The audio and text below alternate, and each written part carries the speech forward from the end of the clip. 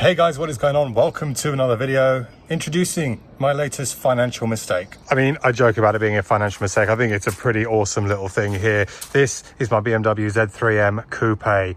Unbelievable little car. However, I'll be honest, the journey so far with it has been a bit of a disaster. And so, yeah, this has replaced the Audi RS4. And I'm sure some of you got a number of questions. Hang on a minute, you got like a 25-year-old car. What's going on? We'll wait until the end of the video because this isn't the only car I bought. I bought another one as well. Oh my days. But I talk about this being a bit of a disaster. This is probably one of the longest videos it's taken me to make in terms of a new car reveal. I've had this car for 2 months, but I've had a number of issues with it. Now, I know that when I bought this car, it was sat there for a number of years. It hadn't been moved. It's high mileage, got 100,000 miles in it. So it's always going to have some teething issues. So I'm going to cut now to all the issues that I've had. And then once I get this car to this state, which is in right now, I'll join you again. So then let's go back a few months. And when I bought the car, I was super happy. I immediately put the dogs in the back and we went to Podium Place, and the dogs loved it. I loved it. The wife loved it. I was so excited. And one of the things that I did to the car as well was chuck on some LED lights because, well, you know, the lights on it were pretty pants. So I upgraded those. Then I went to Cafe in the Machine one morning, and upon arrival, a really nice chap who actually has an E36 M3 said to me, "Oh, it looks like you might have a bit of a fuel leak or an oil leak," because I was literally dripping puddles of oil. So after driving the car back home, I looked under the car, and lo and behold, a massive oil leak covering basically a load of the underside of the car. So that was not fun. So then as a result, I called up Swift Performance, spoke to Russ, said, "Look, I need the car checked." And Russ then said, "Let's get it on a trailer. It's probably not the safest car to drive here." So that's exactly what I did. Thank you to Simon, who helped trailer the vehicle from mine to Swift. And whilst I was there, because the tyres on the car were so old, I thought it would be a good opportunity to change them. They were perished all across the sidewalls. They were well over 10 years old, not safe to drive. So I thought, right, that's it. I'm going to change the tyres and get some Nankang AR1s because I don't have traction control. I'm only really going to drive this car in the dry, so why not go maximum grip? Might not have been the best decision, but we'll get onto that shortly. Then after that, I took the car home over the moon just in time for a perfect weekend with glorious sunshine to go back to Cafe in the Machine for another catch-up. I was driving the car, and as I pulled up to a T-junction, all of a sudden I heard this loud bang. And upon further inspection, it looked like the back left part of the car had just sunk into the arch. It was literally resting on the tyre, so I limped the car home. Thankfully, it was only about 5 minutes away from home. So I limped it home and thought, how bad is this? Has the shock perforated the chassis? Is it a snap spring? Is it something else? So what we did, got the jack with my help from my little French Bulldog Rolo, clearly having fun on that plank. And I jacked the car up to have a look, and thankfully it was the best case scenario. It was a snapped rear spring. And so what we did, we ordered new rear springs, and then it was a case of just waiting to get the car booked in, back to Swift, where we replaced the rear spring. Whilst I was there, I took the opportunity as well to upgrade the kidney grills, or realistically this is, I guess, a downgrade because I've got the facelift kidney grills, which are the ones with the chrome slats in them.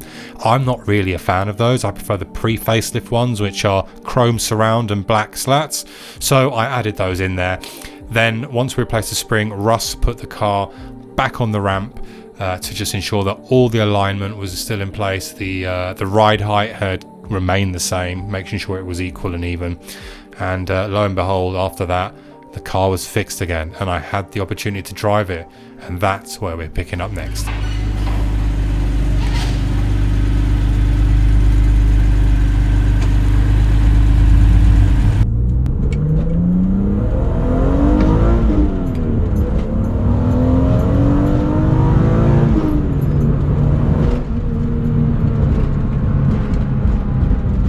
Well, it's safe to say that my first experience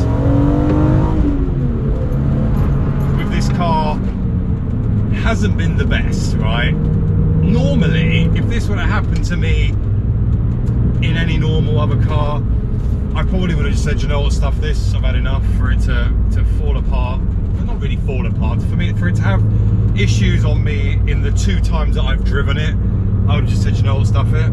But for some reason, this car it just gives me this pretty special feeling inside. I don't know what it is, I can't put my finger on it. Oh, that's straight 6. One thing I will say, if I could do this all again, I would not get the AR1s. Don't get me wrong, the Nankang AR1 tyres are very, very grippy. And in a car with no traction control that really and truly isn't going to get driven much in the wet, it's beneficial, right? But the road noise is horrendous. It's so loud, I can't even hear the exhaust over the road noise from the tyres. So, yeah, for a track car, AR1's great. I have made a mistake with these tyres. I should have just got Michelin's, but hey ho, you live and learn, right? The other thing I would say is that this car is so funky, it's so unique. Everywhere that I have driven it in the short time that I've owned it, everyone just stops and stares at it because you just don't see many of these around. You just don't. And they sound great.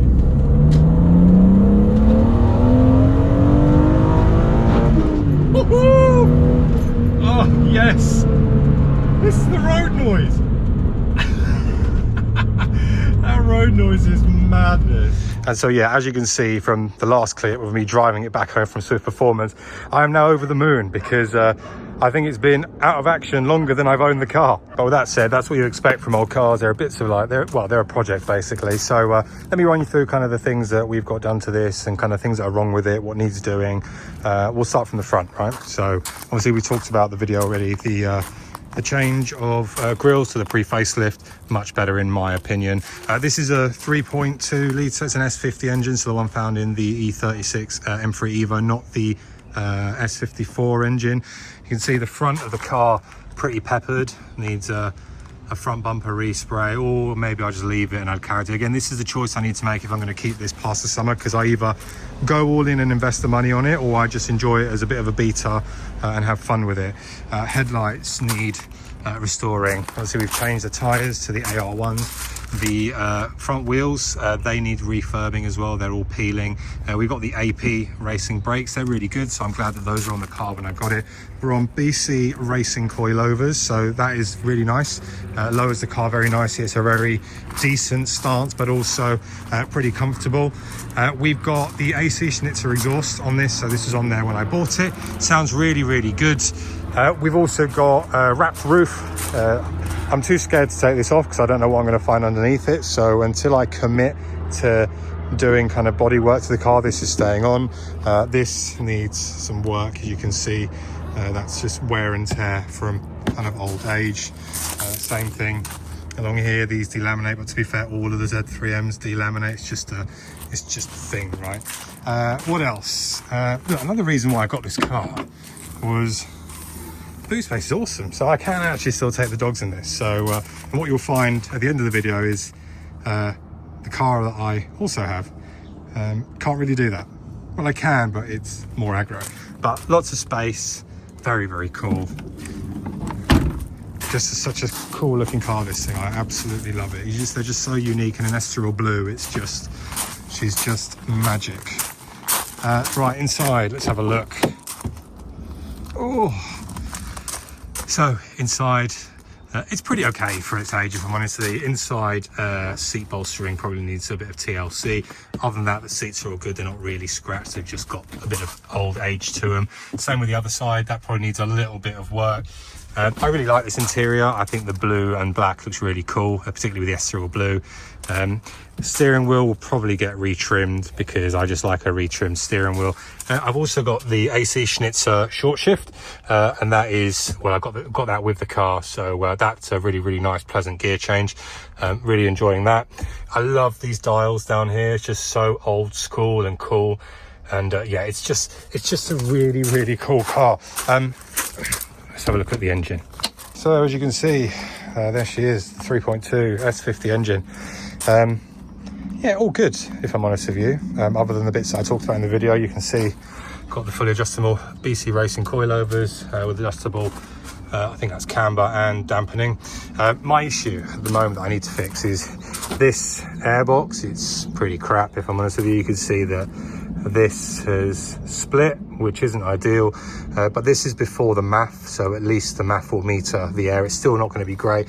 The bigger issue I've got is this air duct plenum, which I've been trying to source, and it's really difficult. They're on back order from Germany, so I need to buy one of these from BMW, because that there is sucking in unmetered air, and that will makes it run a little bit rough, if I'm honest with you. But as in, not terrible in the sense that you can't drive it, but it's not optimal, right? So yeah, I'm waiting for these to come back in stock from BMW. But overall, I love this car. I think it's a great little thing. I think it's going to run me well for the summer. I'll see how I feel at the end of the summer, and then I'll make a decision as to whether I'm going to keep it and spend a load of money on it, or whether I'm going to move it on after the summer. So yeah, so now you're wondering, didn't you say you bought another car? I did, and I'm about to go pick it up right now. So I'm going to enjoy that collection process myself, because this has been a car that I have dreamt of for many years, and finally achieving that dream, it's a really big deal for me. So I'm going to enjoy that personally. But the next clip after this, you're going to quickly see it.